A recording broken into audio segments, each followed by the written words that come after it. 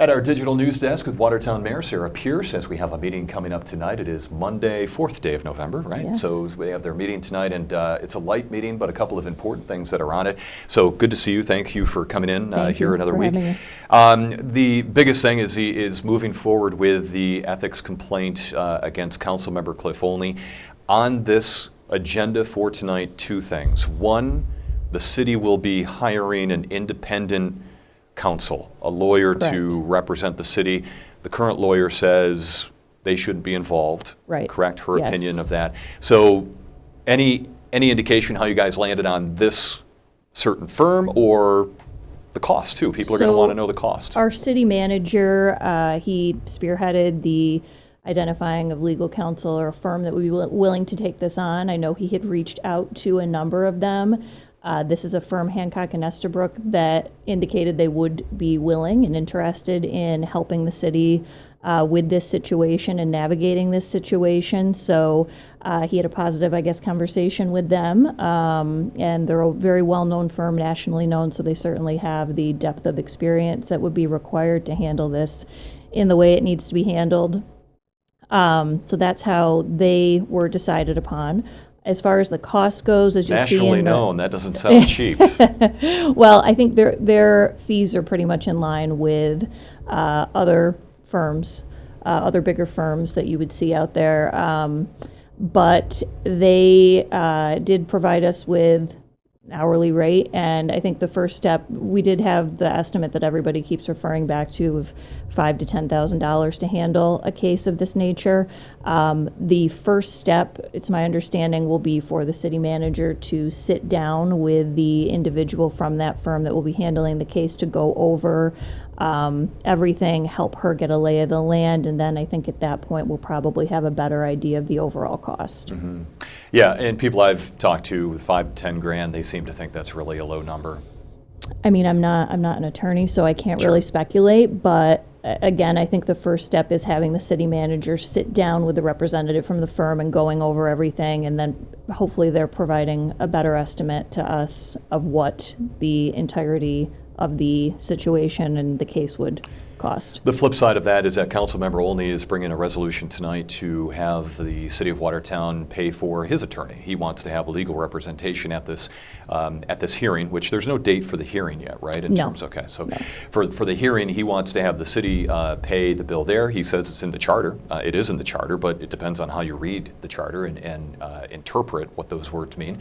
And so that resolution will come up tonight. Councilmember Lisa Ruggiero told us last week she doesn't think that it will have the votes to pass. What is your thought on the fact that the council member is asking the city to pay for his defense, and do you think the resolution will pass?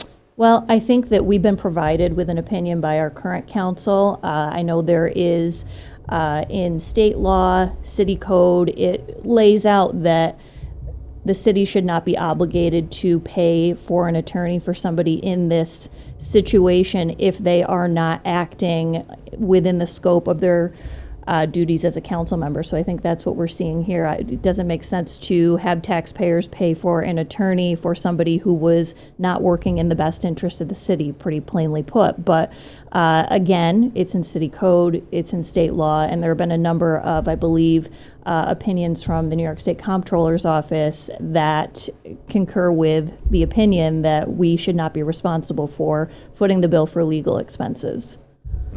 And I think based on, to your other question, I think based on past comments from other council members, I don't think that this will end up going anywhere.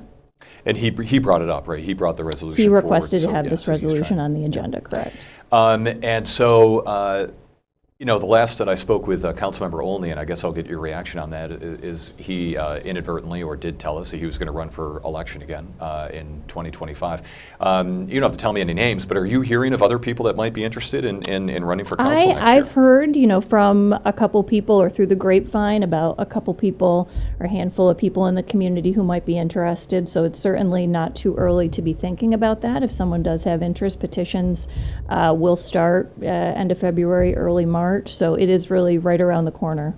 Well, that's why I bring it up. It's because that process starts earlier in the year than it used to, right? Because of the way things have changed. So interesting that you know, that I didn't expect him not to run for re-election, and just interesting that there could be other people.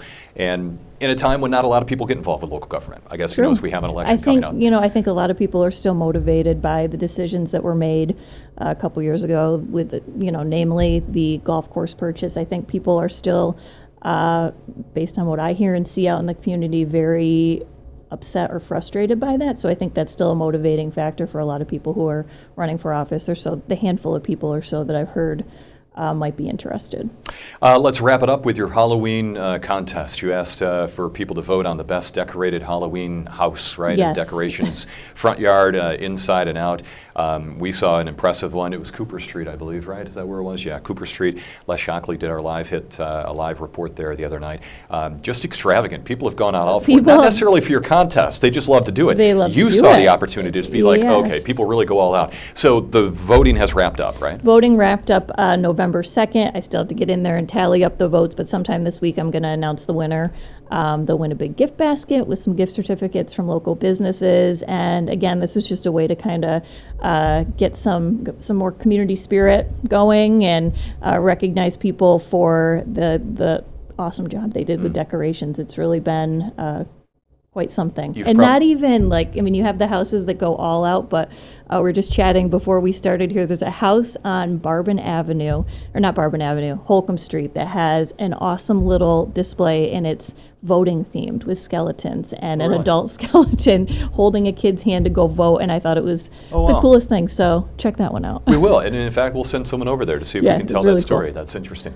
And do you think you've started something here? Will you do something for Christmas? Oh, you know what? Actually, I was thinking about that this morning, and I would love to do something similar for Christmas too. And you had the local businesses sign up and offer up some stuff like Ricardo's. Well, that's full disclosure, my sister-in-law, so that's an easy one to go to. And I've had a couple other local businesses reach out to me and want to be part of it. So hopefully we can look to expand that.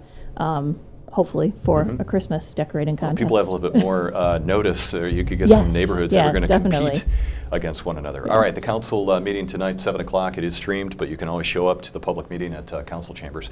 Again, 7 o'clock. Mayor, good to see you. Thank you very much.